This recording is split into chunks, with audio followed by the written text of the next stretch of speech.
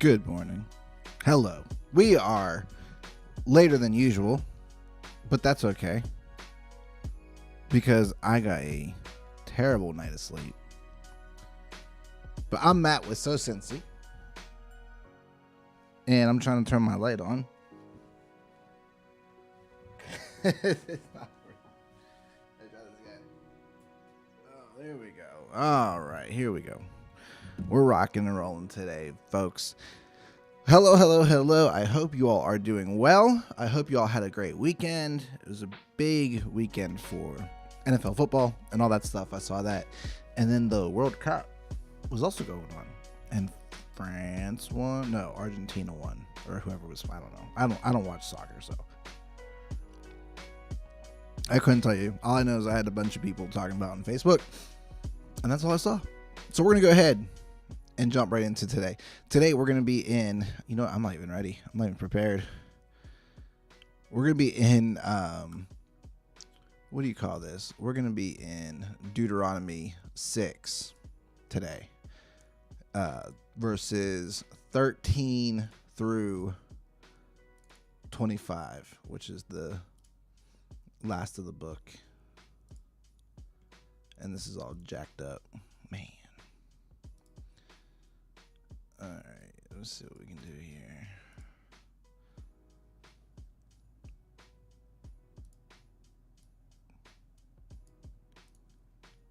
Oh, I broke it.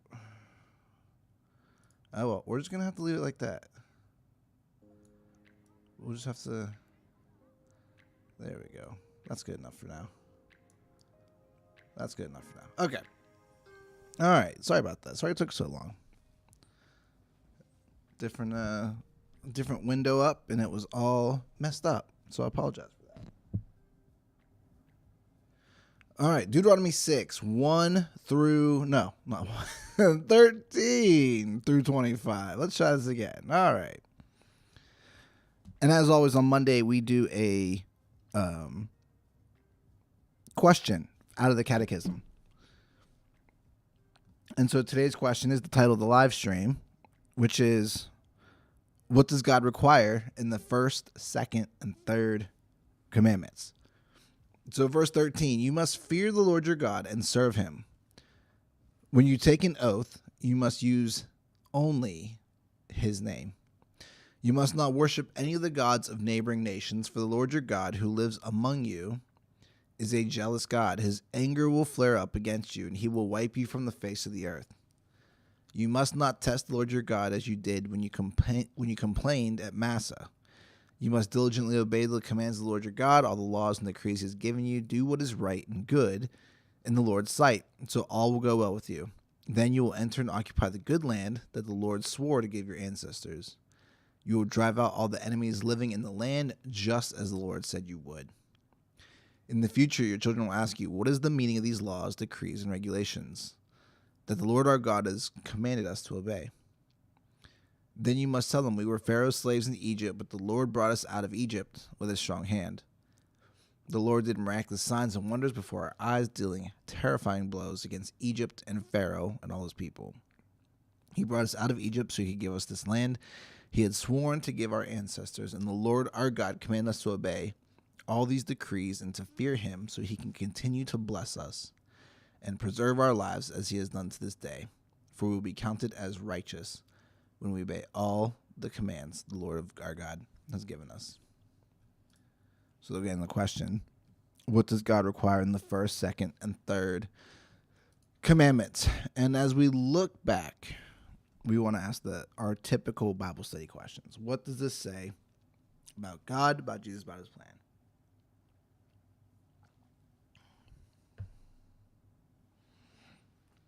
And so right up front, 3 times, maybe 2 times. Right up front 3 times, I think. God lays out the plan. Number 1, verse 13. You must fear the Lord your God and serve him.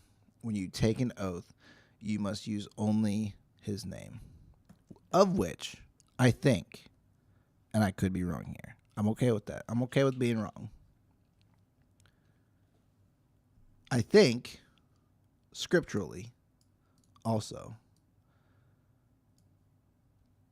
isn't there a verse that says don't take an oath?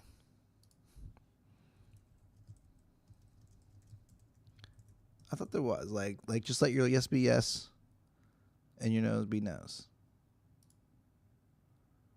I don't know. I could be wrong.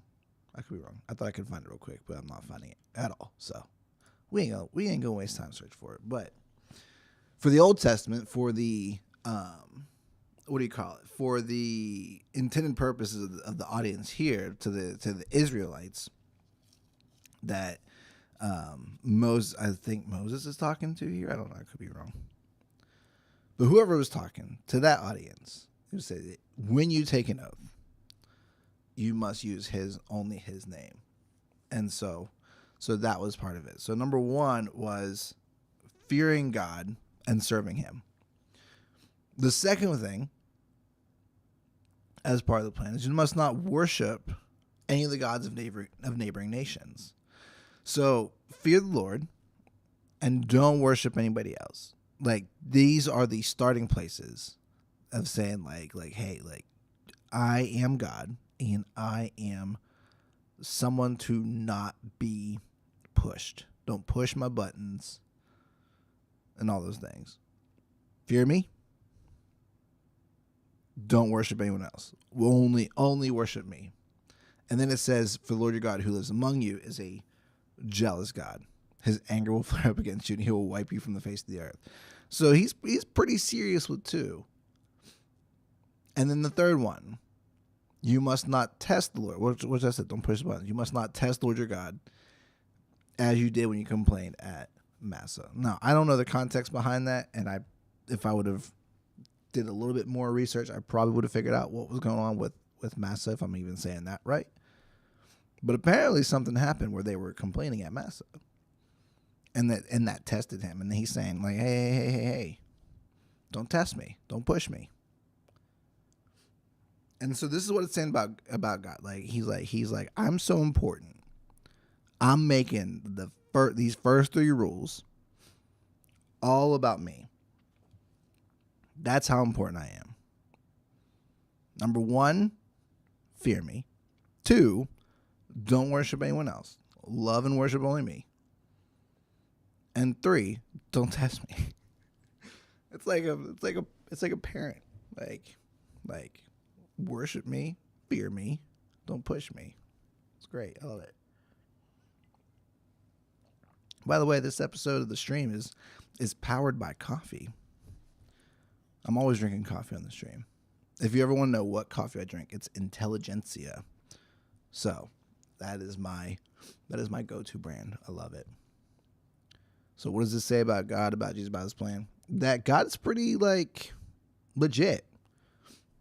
Like, when you look at all these things that God is, like, instituting, he's like, hey, like, I'm that dude that did this. I'm the guy that's like, you're going to fear me, you're going to love me, you're going to worship me, don't push my buttons, and do not try to be anybody else with this. Like, it's me and me only.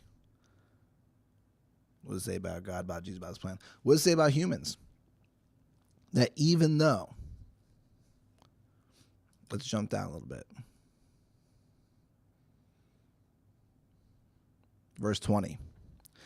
In the future, your children will ask you, what is the meaning of these laws, decrees, and regulations that the Lord our God has commanded us to obey? Then you must tell them, we were Pharaoh's slaves in Egypt, but the Lord brought us out of Egypt with his strong hand.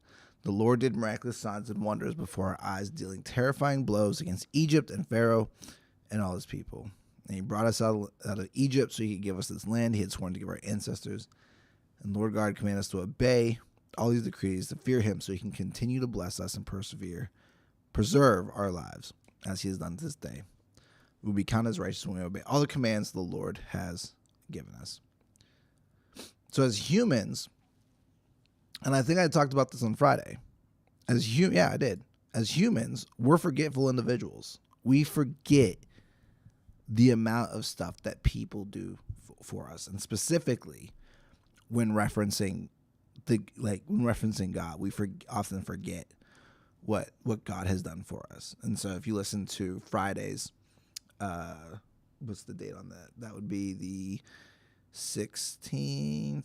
Yeah, yesterday was the 18th. Saturday was the 17th. Yeah, so the 16th episode the 17th episode of the podcast and the stream, you can hear this idea of me talking about like always to remember what God has brought you through. And so this one now is not necessarily remembering, but it's teaching the next set of people. And so for me, when my kids ask me, Dad, why God? Why Jesus? Why all this? Why all this stuff? Why do y'all do what you do? Why don't you do other things? And I said, well, here's why.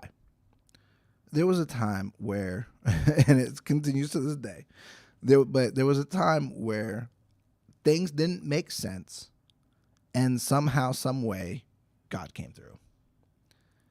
And so it's teaching all these things, like when it doesn't look good, when it doesn't look right, when it doesn't look like things are going to be okay,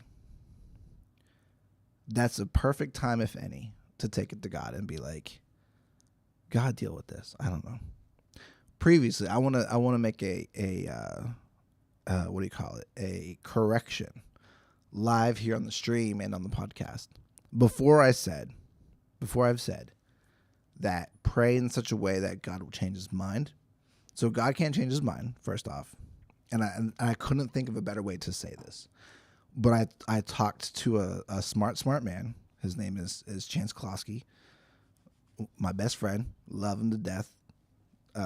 He's family pastor at some church. I don't know, but he has a podcast. I don't know the name. I think it's like the Grace Family Podcast, something like that. Go check it out. But he does a great podcast if you're looking for family stuff. Love him to death. And so I asked him, I was like, how would you say, like, how would you articulate in a better way, pray in a way that God would change his mind? And he said, God doesn't change his mind, but prayer can change things. And so that's what I was meaning when I was saying, like, pray in such a way that things can change. So no, God can't change his mind, but pray in such a way where prayer can change things. So we teach our kids. Why all this stuff? Because when it doesn't seem right, which I'm not saying that's the only time you should pray. But if there was someone you could lean on, outside of me, outside of your mother, lean on Jesus and take your cares and worries to Jesus and say, like, look, God, I don't know what to do. Jesus, I don't know what to do. I got this going on. I got that going on. And my kids don't have a lot going on. They're fourth graders, second graders, kindergartners.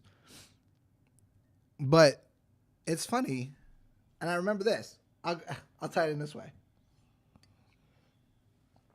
I could be getting this story wrong, and I think Kristen told this story.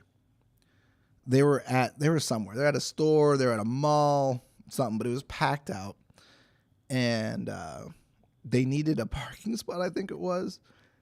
And so Kristen said like I need to find a parking spot. We can't find one. Where it's gonna be? And one of the kids, might have been Jude, might have been Joey, I think it was Jude, said, like, hey, like, we should pray for a parking spot, something like that. And so they prayed for a parking spot, and sure enough, like, a car left, and it was like a pretty close parking spot, like it was a prime spot. And so it was just a funny little story of how prayer can change things. But it's teaching them to remember things like that, but then also like remembering like super important stuff too. Like yeah, God cares about your parking spots, and he also cares about the other things, the more important things in life, like getting jobs and what career should I take, and should I live here or should I live there? But all this stuff, take it all to God. So that's a fun little story. So again, it's teaching people and reminding ourselves about all that God has come through. because as humans, we're forgiveful individuals. According to the question, we're going to give you the question and the answer. What does God require in the first, second, and third commandments? First, that we know and trust God as the only true and living God. Second, that we avoid all idolatry and do not worship God improperly. And third, that we treat God's name with fear and reverence, honoring also his word and works. And if you wanted a simpler version to that kids could memorize, what does God require in the first, second, third commandments? The kids version. First, that we know God is the only true God. Second, that we avoid all idolatry. And third, that we treat God's name with fear and reverence. And that's from the New City Catechism. Pick up their book or download their app or go to their website. One of those things. And check it out. It's a great free resource. Well, the app is free. The website's free. The book costs money, obviously, because it's a book. And that ties in, again, to Deuteronomy 6, 13 and 14. You must fear the Lord your God and serve him when you take an oath. You must use only his name. You must not worship any of the gods of the neighboring nations. So 13 and 14 is a great little memory verse, little memorization scripture if that's something you're into, if you're looking for something to memorize. Last thing, as we finish out the podcast here and the stream and all that stuff. Last question. According to these passages, 13 through 25, what am I doing well? What could I be doing to improve? And so, for me, of what I think about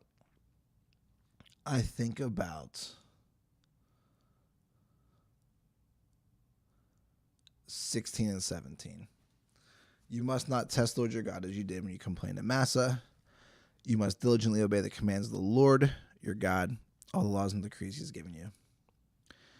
Why? Why do I need to do that? Why do I need to be better at that? I don't know. I think a lot of times, for me, it makes,